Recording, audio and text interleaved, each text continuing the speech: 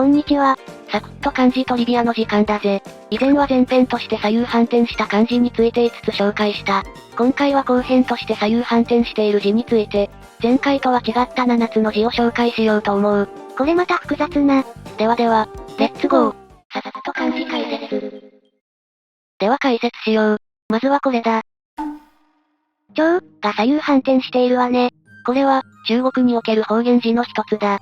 漢語方言大辞典にはこのように書かれている。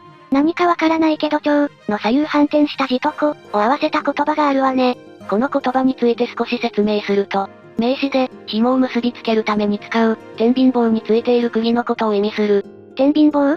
天秤棒とはこういうものだ。おそらく、これについてる釘のことを指すはずだ。そして、さっき方言字と言ったが、具体的にどこの方言かというと、講和漢話で使われる語で、講和漢話はこの地図の紫部分でおおよそ使われているようだ。へえ、実際にそういった地域で使われているのは驚きね。次はこれ。これは漢を左右反転させた漢字ね。ユニコードにはない漢字だが、漢の異体字だな。これは近石異体辞典という辞典で見ることができる。ここで、両党同比にあることが書かれているんだが、まあ、いろいろ調べると、この形があると、うわぁ、なんか面白い形だけど、絶妙に違う気がするんだよな。前回の棒、でも言った通り、同じものでも書籍が違うと字が違ったりするので、もしかしたらそれなのかなとか、形が省略されたのかなとか考えたりするが、わからない。ちなみに近石異体辞典には他にもこのような漢の異体字も載っているな。左の漢の異体字はさっきのものとほとんど同じ？なんか関係してる気もするが、これ以上は沼りそうなので、泣く泣く次へ行こう。次は左右反転した馬ね。これもユニコードにはなく、平凡社大百科辞典にはこのように載っているんだが、まあ、これは何かの異体字であるとか、文章中で使われるというより、縁起物の記号だ。馬は右側から乗ると落ちてしまうが、馬は左側から乗ると落ちないとされることや、また馬を逆から読むと舞う、であり、祝い事を連想させる。このような理由で縁起がいいんだと一般的には言われているな。他にも例えば東福、と言って福の字を上下逆さまにしたものもあると思うが、たまに見かけるわね。これも縁起の良いものだよな。こういったのと似たものと言えるだろう。では次。おお、雪の左右反転した漢字ね。雪の異体字かしら？残念、これは略の異体字だ。逆？ユニコードにはあって、公民文庫にはこの字がちゃんとあるな。そしてこの2つを見てみて、この部分、言ってしまえばこれだな。これに関しては逆の上部分の虎頭を書き誤って雨の形になった結果、生まれたものだと考えられるんだ。ほうほう。例えば皮膚の膚なんかも、虎頭の部分が雨になっている例があるんだよな。へえ、面白いわね。では次だ。これは村という漢字を左右反転した漢字だ。ユニコードにはある。この村という漢字は漢検準1級の範囲の漢字で、音読みは王、言う、訓読みは憂いる、国、都、村、意味はこの通りだ。漢和辞典とかの部首にも使われている字だな。そして、左右反転した漢字は字法や類編で見ることができるな。なら、この左右反転した字はどういう漢字なの？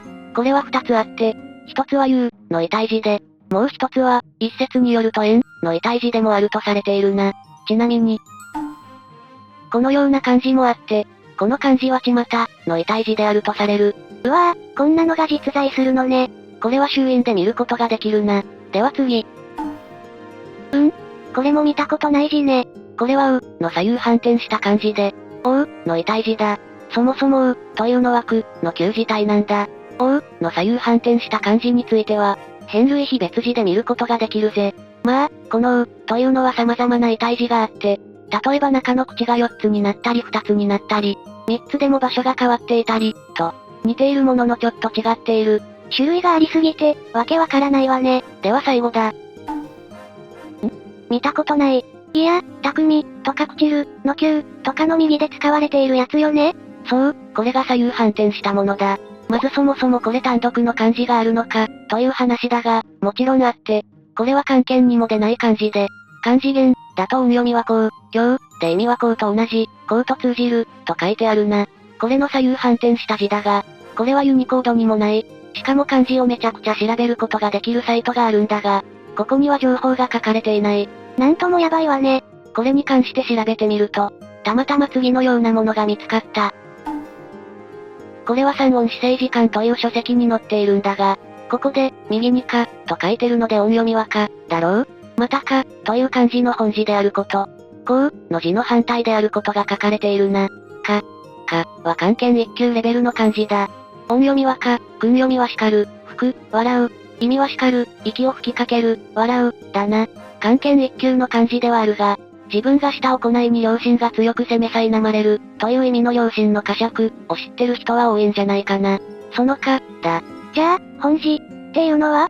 本字というのは簡単に言うと元になった本来の漢字、という意味だ。なので、ここの書籍ではか、の元になった本来の字、がこの字だよと優しく書いてくれてるわけだ。で、他の書籍、例えば新鮮和漢歴史字引大全を見ると、ここの書籍ではこの漢字がか、の本字であると書かれているんだ。これはユニコードにある漢字だな。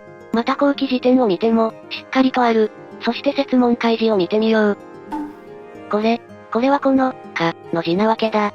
まあ、直接か、の本字であると書かれているわけではないものの、ここに、こう、の反対であることが書かれている。またこう、は説問開示からこのように書く、といった情報たちから、か、と左右反転したこう、は同じものだと言えそうだ。